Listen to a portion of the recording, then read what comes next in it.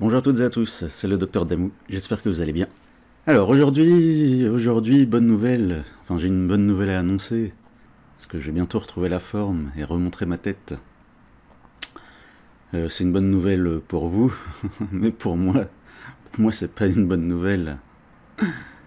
Non, évidemment, je plaisante. Parce que l'été dernier j'ai fait une prise de sang et il y avait des choses bonnes et des choses moins bonnes. Et j'ai 38 ans, donc ça rigole plus. J'arrive à l'âge où ça rigole plus. Et quoi? Donc pourquoi j'ai mal mangé? Ah ouais, donc je pense montrer ma tête d'ici février. Je pense que ça sera bien. Alors pourquoi j'ai mal mangé? Pourquoi je me suis laissé grossir alors que je parle de nutrition? Parce que j'avais besoin de m'isoler. C'est quoi le rapport? On peut très bien s'isoler en étant mince. Pourquoi je raconte ça? Parce que quand je suis mince, j'ai la chance de j'ai la chance de pas être trop moche quand je suis mince. Et du coup, il y a les tentations. Et les tentations de sortir, voir des gens. Je pense que je vais pas détailler plus que ça. C'est une vidéo où je parle de mon cas particulier. Donc pas de généralisation. Ouais, donc j'avais besoin de m'isoler pour réfléchir à ma vie, à mon passé, ce que j'ai réussi, ce que j'ai raté. J'avais besoin de réfléchir et ça m'a pris 5 ans. Ouais, c'était l'année 2017, c'est là où je me suis dit, soit je change, soit voilà quoi. Voilà, il me fallait les explications, il fallait que je trouve les explications à ce que j'ai échoué et à ce que j'ai réussi. Donc voilà, donc là j'ai trouvé les réponses, j'ai trouvé les réponses à mes questions. Donc j'ai plus de raison de m'isoler. Et voilà, il y a la santé, il y a cette épée de Damoclès, qui est la santé, parce que j'ai 38 ans. Donc voilà, c'est reparti. Faire attention à ce que je mange tous les jours, toute l'année. Ah oui, et les réactions des gens. Oui, parce que par le passé, mon poids a déjà changé plein de fois dans le passé. Et il y a un truc chiant. Alors, en fait, j'étais un enfant obèse, j'étais un adolescent obèse. Et donc, quand je m'imaginais mince, en fait, j'imaginais que ma vie, ça serait ma vie, mais en mieux. À l'époque, j'imaginais que quand on est mince, il n'y a que du mieux. Il n'y a que des bons trucs.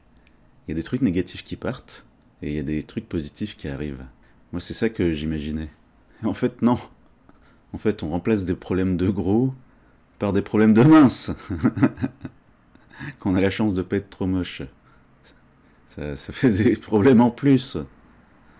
Et d'être ancien gros aussi. Personne n'en parle de ça, les remarques qu'on fait aux anciens gros.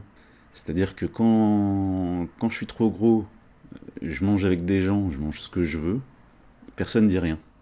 Et alors qu'une fois que j'ai minci, là il y a des gens qui vont faire des réflexions pour dire ah allez tu peux prendre le dessert, tu vas pas reprendre des kilos juste pour un dessert, allez. Et moi je dis non. Et il y a des gens qui répondent et c'est chiant. Pourquoi personne n'en parle de ça?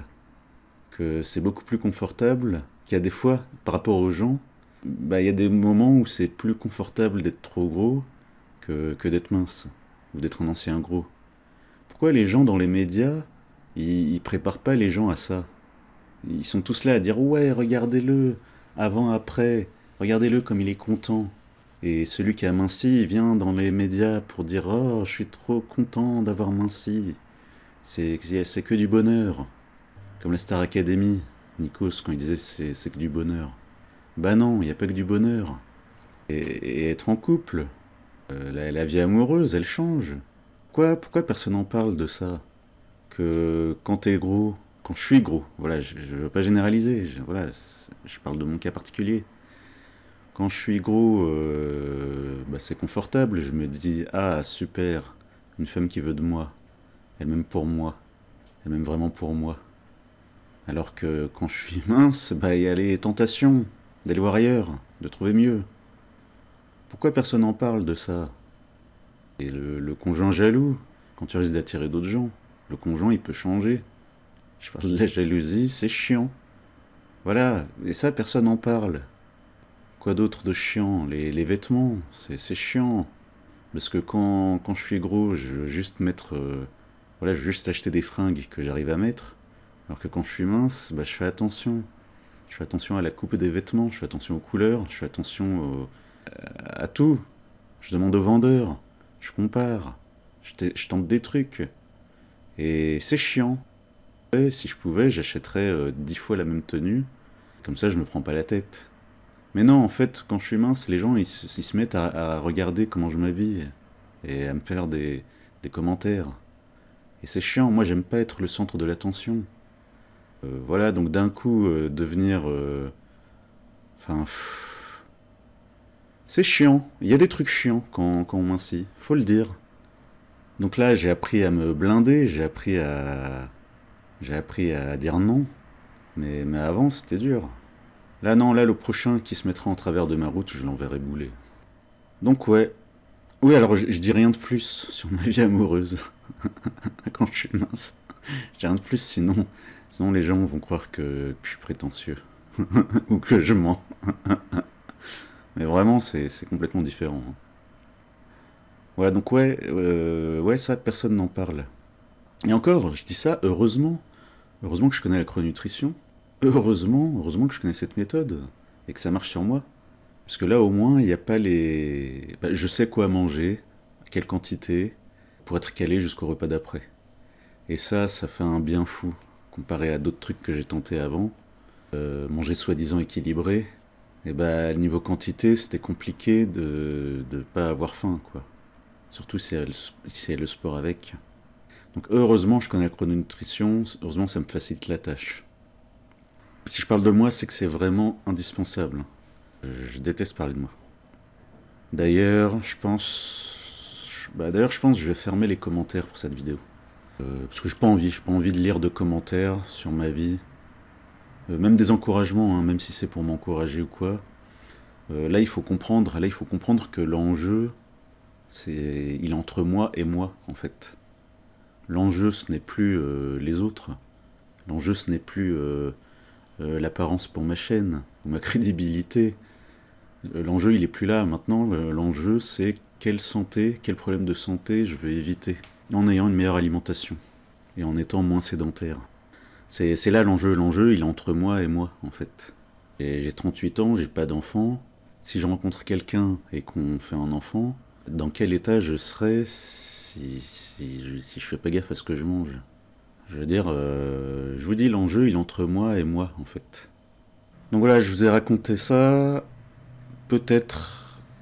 Bah, pensez-y si vous avez un ami qui se laisse grossir. Ouais, si vous avez un ami qui se met à grossir, demandez-lui si ça va. Il vous dira non, ça va, t'inquiète. Alors un autre jour, reposez-lui la question, est-ce que ça va? Et là, il va dire, ah bah, j'ai 2-3 soucis, mais ça ira mieux d'ici 3 mois, d'ici 6 mois, t'inquiète. Bah c'est là qu'il faut pas le lâcher. C'est là qu'il faut pas le lâcher parce que qu'il risque de vous perdre, en fait. Il risque de se laisser perdre des amis.